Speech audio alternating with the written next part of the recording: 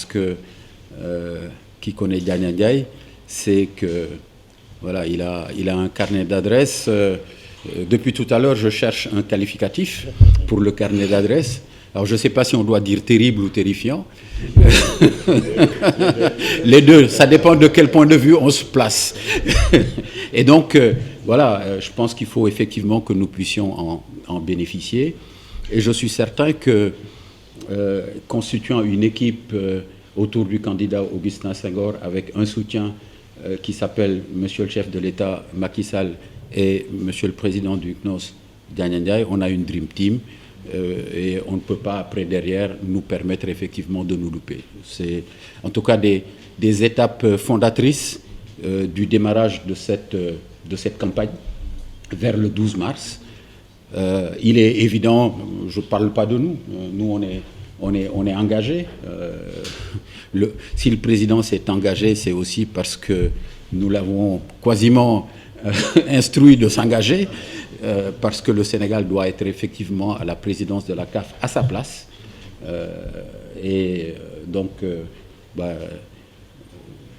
Messieurs les présidents et messieurs les constituants de la Dream Team, vous avez une équipe extrêmement engagée à vos côtés de manière à ce que le Sénégal, au soir du 12 mars, au Maroc, puisse effectivement être une nouvelle fois auréolé de succès et de gloire avec l'élection du président Augustin Senghor. Pour lui, c'est un défi que si nous nous positionnons au niveau où il a pu positionner le Sénégal avec l'avènement des Jeux Olympiques, que les ramifications se passent au niveau des instances africaines et même mondiales. Et moi, je peux vous assurer que vous avez son soutien. Je sais qu'il vous l'a dit, il vous l'a répété, mais pour quelqu'un qui le côtoie, je sais que il va s'engager. Vous le connaissez déjà, d'autres ici le connaissent. Et moi, je crois que aussi, il n'est pas mauvais de dire que, on le dit souvent, tout ce qui monte converge.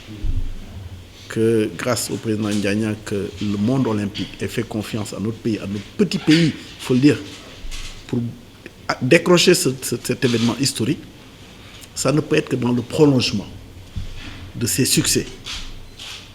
Votre candidature et votre élection au niveau de la CAF. Et je crois que si on est dans la même ligne de la bénédiction, on a toutes les raisons, avec le travail qu'il peut faire pour vous. Moi, je le dis très sincèrement, il peut être d'un apport considérable. Quand l'heure est venue, et nous avons estimé au niveau de notre comité exécutif que l'heure est venue aussi que le Sénégal puisse pas seulement participer, puisque nous y sommes dans la participation, assumer ce leadership au niveau de l'Afrique pour peut-être apporter cette qualité qui doit faire de notre institution qu'est la CAF, celle qu'elle ne doit jamais cesser d'être, c'est-à-dire une CAF maîtresse de son avenir, maîtresse de son destin, et surtout qui puisse travailler avec l'instance fêtière que la FIFA de la meilleure manière qui soit, c'est-à-dire dans le respect mutuel et surtout dans le souci du développement des cercles concentriques que sont les confédérations qui vont permettre le développement du football dans le monde entier, comme le souhaite le président Gianni Infantino. Beaucoup de combats sur le terrain continental ont été gagnés depuis votre première candidature comme président de la Fédération de tennis et jusqu'à ce bid de Dakar 2026, qui était 2022, qui est devenu 2026, où on a vu en Argentine le triomphe du Sénégal pour quelque chose qui est presque historique, même pas presque, c'est historique.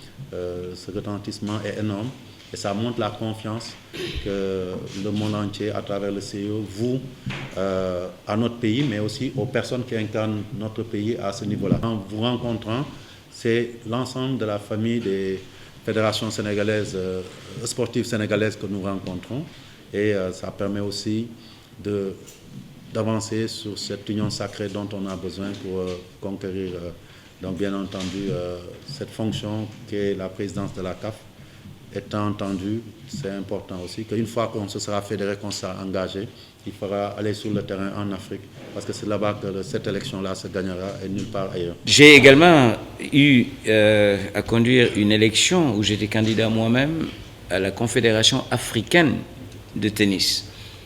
Et nous l'avons ramené au Sénégal. Non seulement nous l'avons ramené au Sénégal, mais même le siège, nous l'avons ramené au Sénégal et signé un accord de siège à l'époque avec l'ancien régime. Donc, je pense qu'il n'y a pas vraiment grand-chose à dire, sauf que nous sommes à la disposition, à l'écoute du comité qui va diriger cette élection-là, et aux côtés d'Augustin, en permanence. Avant cet exercice de vous dire un peu ce qui va se passer, nous nous parlons régulièrement, bien avant même la dépose de sa candidature. Donc, on est en phase, on se parle, on pilote, et je peux même faire une digression en répondant à la question que vous avez posée à Augustin, en disant on a déjà 15, 20, je pense que c'est pas comme ça qu'il faut faire. Il ne faut pas faire ça. Je pense que ça, c'est des choses qu'il faut comptabiliser dans le secret de l'équipe de campagne. Mais si on commence, imaginez qu'il vous dit j'ai la France, la Turquie, pour ne pas donner de nom africain, et le Luxembourg, et que les autres commencent à les appeler, à intervenir, oui, vous avez dit, vous... Je veux dire, c'est pas comme ça que ça marche. Ça, c'est une chose que je voulais vraiment avoir en partage avec notre excellent candidat Augustin, et être un peu prudent sur les décomptes des soutiens. Ce n'est généralement, ça réserve souvent des mauvaises surprises. Il vaut mieux travailler dans le secret de l'équipe d'Augustin, avoir une stratégie de campagne. C'est comme ça généralement que ça marche pour toute élection, même politique.